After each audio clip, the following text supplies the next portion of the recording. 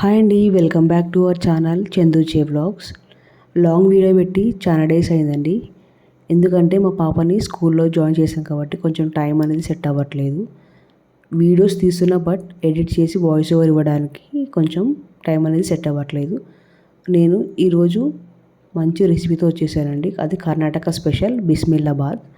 దాన్ని ఎలా చేసుకోవాలో, ఎలా ప్రిపేర్ చేయాలో, ఏమేమి ఇంగ్రీడియంట్స్ కావాలో చూసేద్దాం.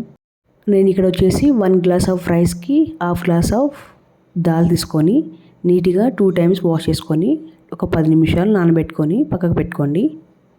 మీకు టైం లేకపోతే డైరెక్ట్గా అయినా కుక్కర్లో వేసేసుకొని కుక్ చేసుకోవచ్చు అండి.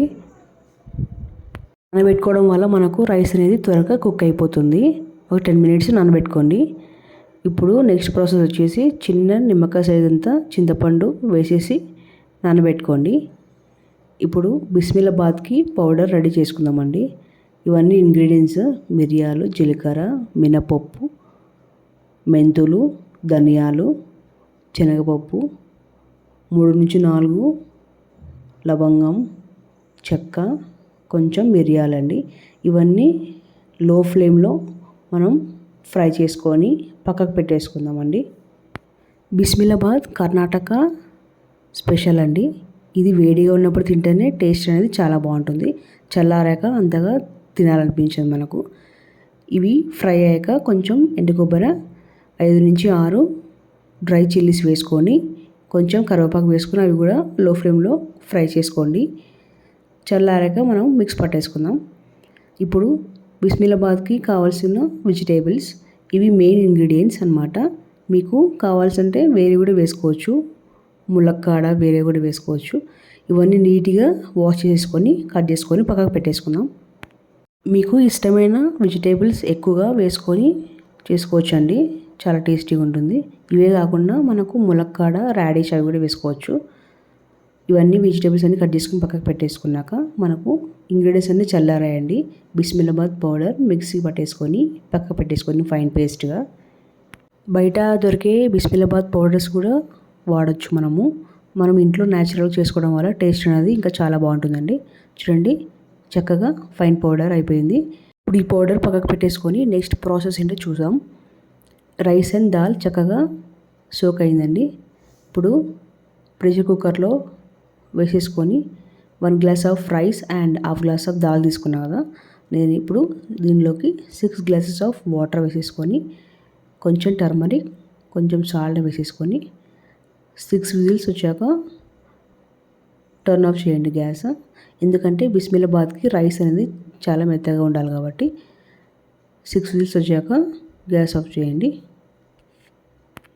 ఇంకా ఛానల్ ఎవరైనా సబ్స్క్రైబ్ చేయని వాళ్ళు ఉంటే ప్లీజ్ సబ్స్క్రైబ్ చేసుకోండి మరిన్ని వీడియోస్ కోసం. ఇప్పటి నుంచి వీడియోస్ కంపల్సరీ నేను అప్లోడ్ చేయడానికి ట్రై చేస్తానండి. లాంగ్ వీడియోస్, షార్ట్స్ అయితే ఖచ్చితంగా నేనైతే డైలీ 1 or 2 అప్లోడ్ చేస్తున్నాను.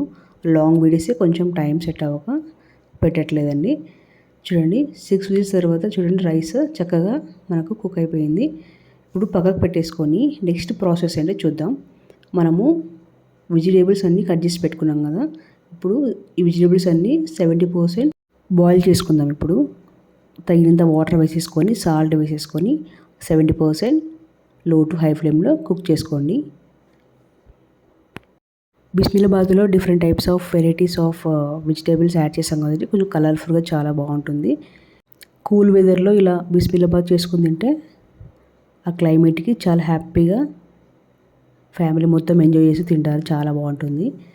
ఇప్పుడు మనకు 70% కుక్ అయ్యండి. ఇది లాస్ట్ ప్రాసెస్ అనమాట.